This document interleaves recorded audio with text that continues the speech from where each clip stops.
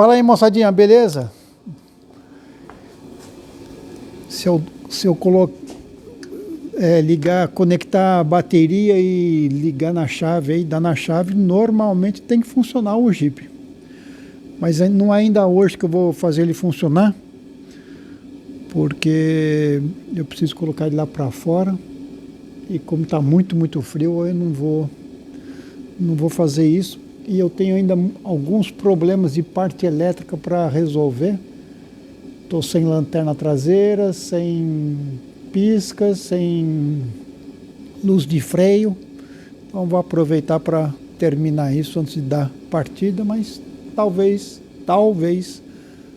a semana próxima eu ligue o carro e eu mostro para vocês como é que a gente vai ligar e como é que a gente vai fazer os primeiros preparativos para poder andar com o carro pela primeira vez com um motor novo. Eu comentei com vocês que o filtro de ar está montado, né, já no motor, e que em hipótese alguma eu iria ligar o carro sem o filtro de ar. É importante fazer isso? Sim. Qual que é a relação ar e combustível? Para um motor a gasolina, a grosso modo, em torno de 15 partes, fazer bem conta redonda, 15 partes de ar e uma parte de combustível, né? Só que quando a gente fala em ar, são grandes volumes de ar, né, que entra. E se a gente não filtrar esse ar que entra, o motor vai se desgastar mais. A parte que vai se desgastar mais é o cilindro, os anéis e o pistão. São três partes que vão entrar em contato direto com o ar e vai ter um desgaste. Válvulas também podem se desgastar bastante com um ar que está poluído, um ar que está com partículas em suspensão. Ah, mas aqui está tudo limpo. Dá a impressão que está limpo, mas não está tão limpo assim. Mas aqui, realmente, aqui está um ar, digamos, normal, a gente respira na boa, aqui não tem grandes problemas. Mas como o motor aspira uma grande quantidade de ar, e não só isso, quando a gente comprime a mistura, a gente está trabalhando com velocidades grandes. Então, assim, o ar tem uma hora que ele vai circular entre as válvulas e no duto de admissão com uma velocidade muito alta.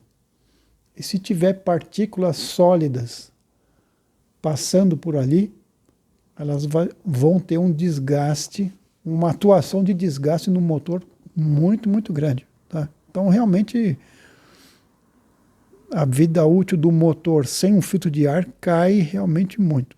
Nas melhores hipóteses, 50%. Então, se você tem um motor que você queria fazer 100 mil quilômetros, se você andar sem filtro de ar, vai fazer 50, vai fazer a metade. Mas isso na melhor condição possível. Se você andar numa rua de terra, numa época de verão, que tem muita poeira, né?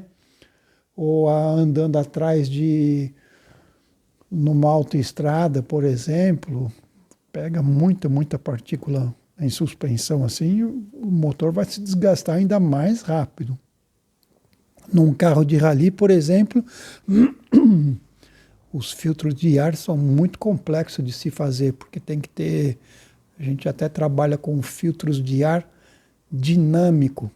Então ele vai fazer de propósito que o ar circule uma certa velocidade, e quando tem partículas sólidas, elas vão se separar pelo próprio peso, né, por uma força que vai atuar, uma força de inércia, né, e antes de chegar no elemento filtrante. Então isso poupa um pouco o elemento filtrante e o filtro de ar dura mais e sem ter tanta restrição. O pessoal gosta muito, né, de tirar o filtro de ar porque ele sente aquela diferença, o motor respira melhor, aumenta um pouco a potência. Pessoal de arrancada, pessoal de corrida, de muita curta duração, geralmente trabalha sem filtro de ar, mas o risco de desgaste aumenta bastante e o risco de um objeto entrar lá dentro é muito grande também. Então tem que saber o que você quer fazer. As pessoas que fazem isso geralmente sabem as consequências que tem. Carro do dia a dia, o melhor é o filtro de ar. Um bom filtro de ar, né? E manter ele sempre limpo.